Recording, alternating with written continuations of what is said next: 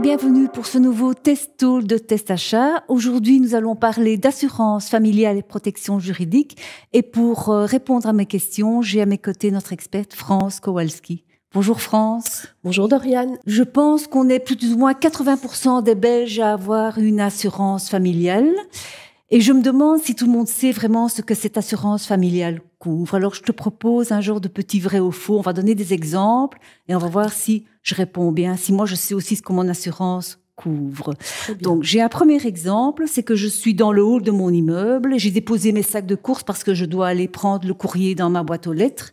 Et là, il y a un voisin qui arrive un peu précipitamment avec son GSM en main. Il ne voit pas mes sacs. Il tombe, le GSM est en piteux état. Est-ce que mon assurance familiale va me couvrir? Moi, je dirais que c'est vrai. Oui et non. Ça dépend. Ça commence bien. En assurance familiale, ça va souvent dépendre des circonstances concrètes de l'accident. Donc ici, tu as déposé ton sac de courses un peu dans le chemin, il faut bien le dire. Donc, tu as commis une faute. En principe, ton assurance familiale va intervenir parce que tu as commis une faute qui entraîne ta responsabilité civile. Mais ton voisin, il est en train de chipoter sur son GSM, il n'a pas regardé où il mettait les pieds, et donc on peut aussi considérer qu'il est en partie responsable de son dommage. Donc voilà, si ça arrive en justice, ce genre de cas, ça pourrait être une responsabilité partagée. Par contre, si ton voisin marchait simplement un peu vite, qu'il a ouvert la porte et qu'il est tombé sur le sac alors qu'il ne faisait rien de mal, ton sac était vraiment dans le chemin, alors c'est un peu plus évident que c'est bien ta responsabilité à toi qui est engagée et ton assurance familiale va intervenir. J'ai un autre exemple, c'est que mon fils roule à vélo. Et il doit freiner parce qu'il y a un obstacle devant lui, mais il y a aussi un piéton. Et malheureusement, le piéton est légèrement blessé. Alors, est-ce que mon assurance familiale va jouer? Là, je suis pas sûre. Moi, je crois qu'elle va pas intervenir. L'assurance familiale, elle intervient quand tu engages ta propre responsabilité civile. Donc, c'est toi qui est le cycliste et tu heurtes un piéton. Elle va intervenir. Elle intervient aussi pour les membres de ton ménage. Donc, ton fils, je ne sais pas quel âge il a. Imaginons qu'il ait déjà 19-20 ans, mais il est toujours étudiant, donc il continue à faire partie de ton ménage. L'assurance va le couvrir, lui, en tant que membre du ménage de la personne assurée. Si c'est un petit garçon de 8 ans, là, il n'a pas encore de disons que c'est un petit garçon de 8 ans, à ce moment-là, il n'est pas responsable en son nom propre. Alors, ce sont ses parents qui sont responsables pour lui. Dans tous ces cas-là, l'assurance va intervenir. Et alors, même si c'est une personne adulte qui cause un accident à vélo, l'assurance familiale intervient parce qu'elle assure les dommages consécutifs à l'utilisation d'un engin de mobilité douce. Alors, tout ça est dit d'une manière tarabiscotée, mais on vise les vélos, on vise les trottinettes, électriques ou non, on vise les skateboards, par exemple. Les skateboards, les segways, toutes ces choses-là. Donc, dans tous ces cas-là, l'assurance familiale intervient. J'ai un autre exemple, c'est que je suis sur le parking de mon supermarché et mon caddie, il me lâche des mains et il vient se cogner contre une voiture. Donc, il y a quelques blouches, comme on dit à Bruxelles, sur la voiture. Alors là, je ne sais pas si mon assurance familiale va intervenir. Je vais dire oui, parce que je compte quand même sur elle, quoi. Oui, mais je pense qu'effectivement, elle va intervenir parce que tu as effectivement commis un dommage. Tu n'aurais pas dû lâcher ton caddie. Il était un peu lourd et le parking était en pente. Et du coup, il est parti sans toi. Oui, je vois très bien. Mais oui, ça, c'est à toi de veiller à ce que ton caddie n'endommage pas la voiture de quelqu'un. Il y a un dommage à la voiture et il y a ce qu'on... un peu technique, un lien de causalité entre la faute et le dommage. Donc, c'est bien parce que tu as lâché le caddie qu'il s'est encastré dans la voiture et que la voiture est abîmée. Donc, oui, l'assurance va couvrir ce dommage. Ok, ça va, je vois qu'elle couvre quand même pas mal de choses. Couvre pas mal de choses, oui. Alors, encore un cas, j'ai une copine qui vient me voir à la maison et j'ai un chien un peu nerveux. Il saute sur ma copine, ses lunettes volent par terre, les lunettes sont... on n'en parle plus, quoi. Tu vois, donc là... Je pense que, vu que c'est un animal, je suis pas sûre que mon assurance familiale va intervenir. Oui. Tu vas me rassurer? Bien sûr. L'assurance familiale couvre les animaux domestiques. Alors, les animaux domestiques, c'est un peu large. Certaines assurances vont définir ce qu'est l'animal domestique. Certaines vont donner une liste, parce que c'est pas seulement les chiens, les chats, ça peut être une liste beaucoup plus longue. Dans certains cas, même les chevaux sont couverts, parfois avec une limite, pas toute une écurie, mais voilà. Alors ici, le chien, si le chien saute sur ton ami et que de ce fait les lunettes tombent, ce sera couvert. Si ton ami trouve amusant, parce que c'est amusant, je reconnais, de mettre ses lunettes sur le museau du chien pour voir à quoi il ressemble avec ça et qu'il s'enfuit avec, on peut dire qu'elle a commis une faute. Donc, c'est pas parce que c'est un chien, des lunettes et une amie que ça va être couvert. Il faut toujours voir quelles sont les circonstances précises de l'accident et si l'amie en question n'a pas elle aussi commis une faute, parce qu'alors c'est une responsabilité partagée ou pas de responsabilité du tout de ta part pour ton chien. Mais de la manière dont tu me l'as raconté, l'assurance va intervenir. Et alors, un dernier exemple, j'ai ma femme de ménage qui fait mes carreaux, et elle n'a pas vu que j'avais un gros bac de fleurs, et malheureusement, il tombe sur un piéton qui passait.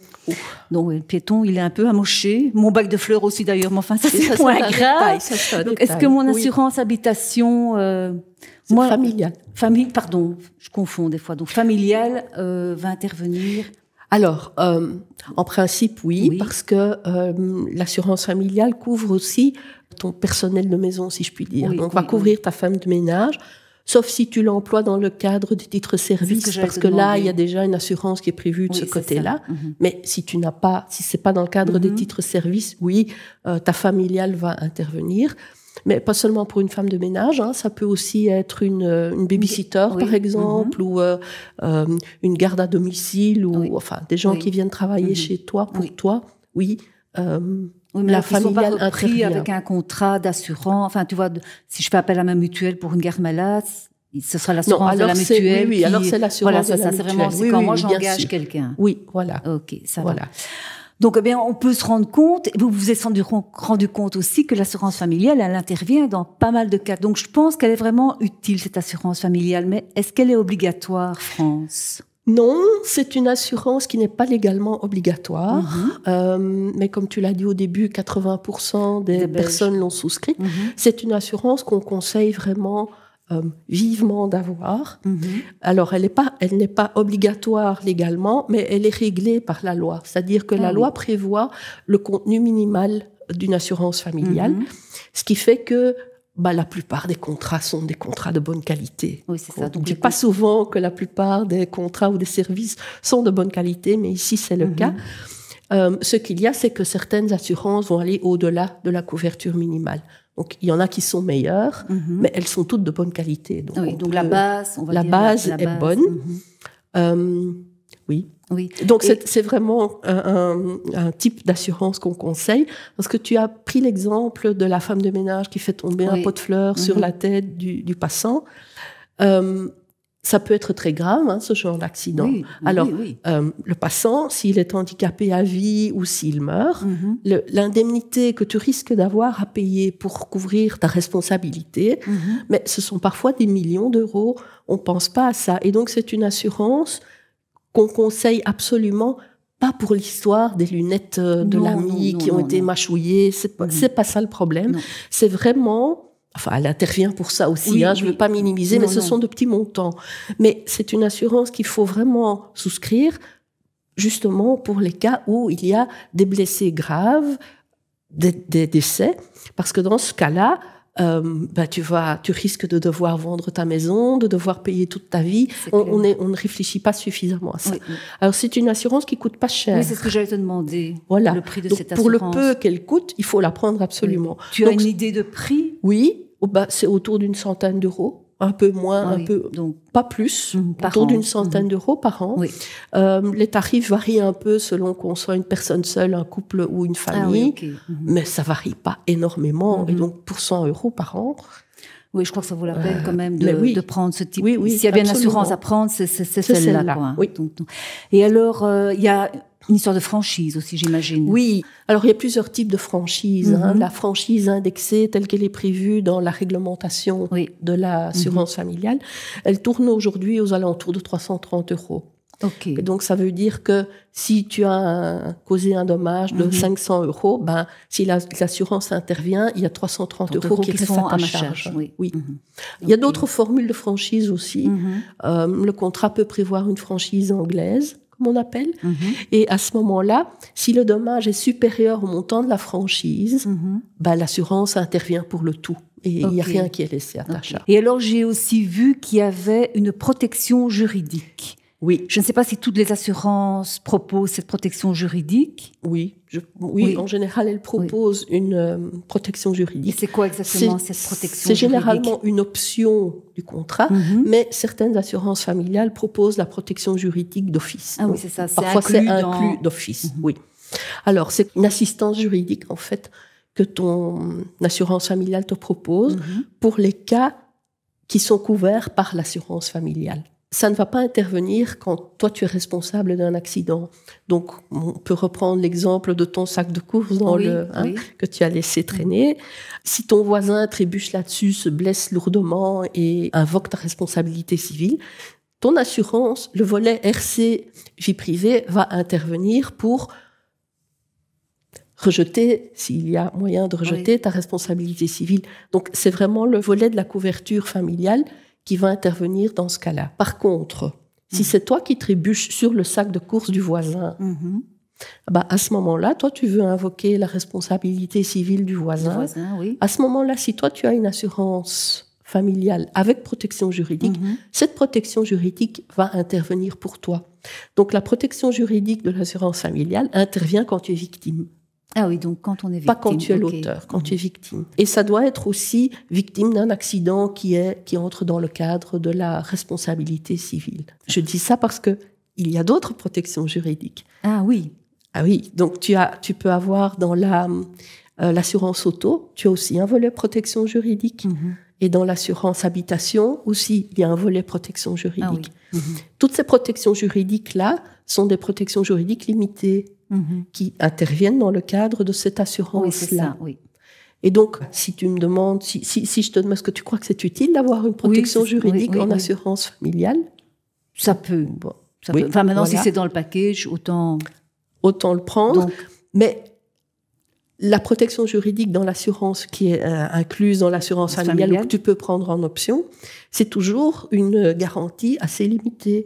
Donc, par exemple, elle va intervenir, mais pour un maximum de, disons, 15 000 euros. Ah, ok. Mais 15 000 euros, si tu dois aller en justice, c'est pas beaucoup, parce que tu as des frais d'avocat.